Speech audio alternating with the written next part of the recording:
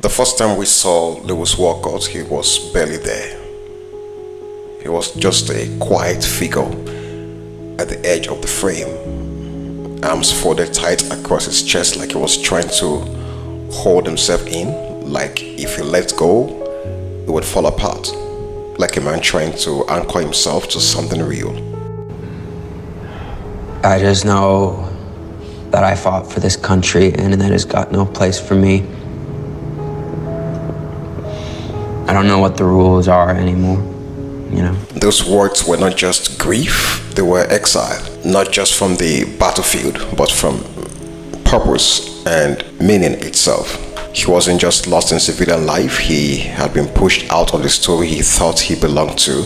A soldier without a war, a patriot without a country, a man trained to serve, now drifting in silence, louder than gunfire. His pain wasn't loud. It did not need to be. You could see it in the way his eyes darted, in how stiff he stood, in how he hovered at the margins of every scene, as if even the camera, even the story itself, didn't quite know where to put him. When he did speak, it was like he was asking a question no one wanted to answer, not even himself. The second time we saw him speak, he did not start with a confession. He started with a memory. I once took out a machine gun nest. I saw this guy's head explode and all I thought was, good shot. I hated the enemy because I had to, but I respected him too. They don't haunt me. One of our Apaches hit some of our own. Friendly fire. There is no such thing, but it's war, right? Shit happens. Except I then saw some press officer pass it off to reporters as an enemy ambush.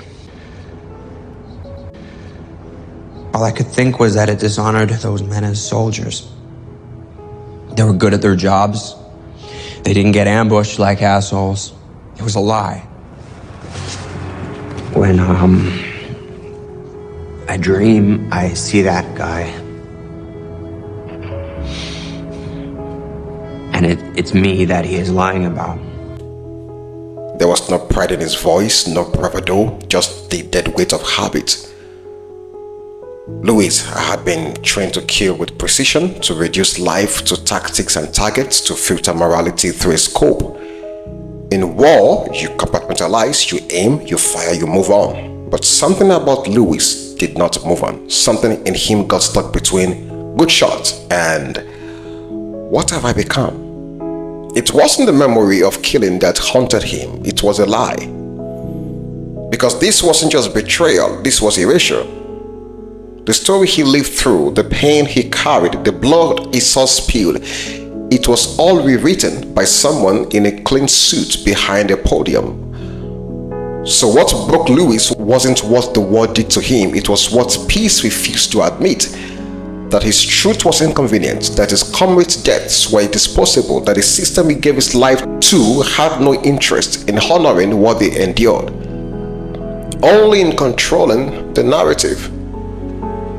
There is something deeply lonely about being told the worst moment of your life did not happen the way you remember it. That your guilt, your grief, your nightmares, they don't count. And if they don't count, then what do you become? Louis didn't know where to put the rage. He tried to speak it, but the word gave him no language that did not sound like madness. So he turned inward, into distrust, into despair, into a hollow place where the war never really ended. Not because he missed it, but because he was still fighting for meaning in a country that told him to forget. The last time we saw him, before the breaking point, he had crawled into the earth, a hole dug by hand, not to escape danger, but to make a home for his despair. He sat in that shallow grave like it made more sense to him than a bed ever could. And maybe it did. The dirt did not lie to him. The dirt didn't expect him to explain. The dirt didn't ask him why sirens made his heart race or why silence could feel worse than gunfire. Down there, he did not have to pretend. He could just be raw, wrecked, and real. In the dirt, Louis didn't have to guess who the enemy was. He didn't have to face the contradiction of a country that trained him to kill but never taught him how to grieve. War had shown him how to survive in the mud. Peace left him with nothing but that instinct. And there is something unspeakably tragic in that image. A soldier in a grave he dug himself, not because he wanted to die, but because death at least made sense. In the hole there were roots, above ground only questions. But the worst part, no one really knew how far gone he was, not even the ones who loved him, because Louis didn't scream. He did not lash out. He just stepped out of the frame, folded in, dug down, until all that was left was the shape of a man trying to disappear into the only place that still felt honest. But pain doesn't stay buried, not for long. Louis's pain did not rot away in that hole. It grew teeth.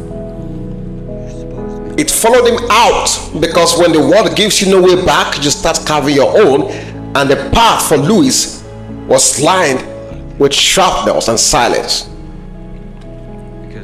He tried to reclaim meaning the only way that made sense to him, by becoming a weapon again.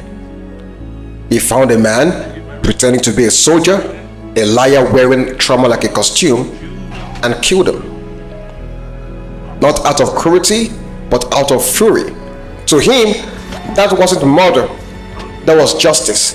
But justice, twisted by pain, becomes something else.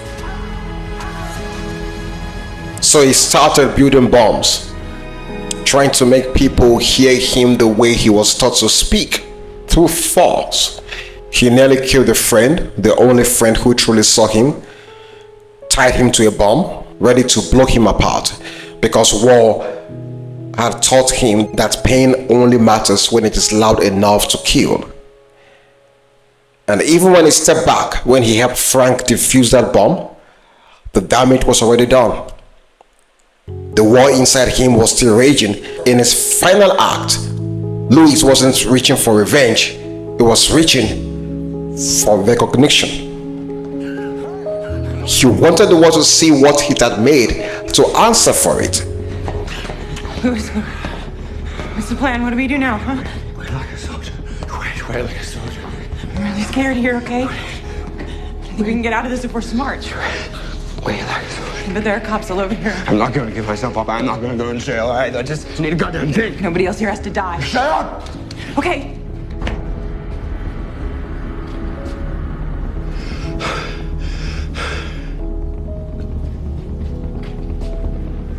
Remember, it is ruin to run from a fight. So take open order, lie down and sit tight.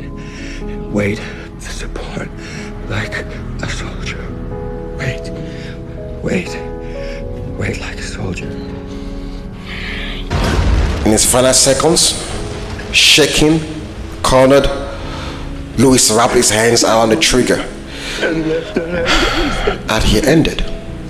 And the women come out to cut up what remains.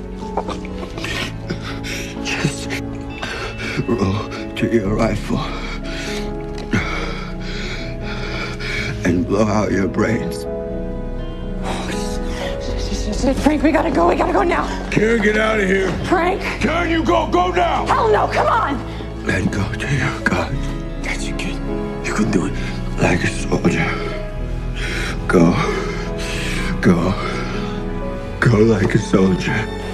A flash, a sound, and then silence. What led him there wasn't evil, it wasn't hate, it was a wound no one could see, growing inside a man who just wanted to matter, who wanted the truth to matter. Louis didn't want to be a monster. He just wanted the world to admit it broke him. Yes, he made terrible choices. No one can deny that. But they were not born of malice.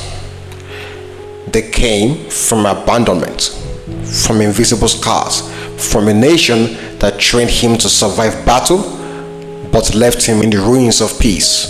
So, if you mourn him, don't mourn the bomber, Mourn the boy who wanted to be a hero, the soldier who needed to be heard, the man who sat quietly at the edge of the room, clutching something no one could see, wondering what his life had been for.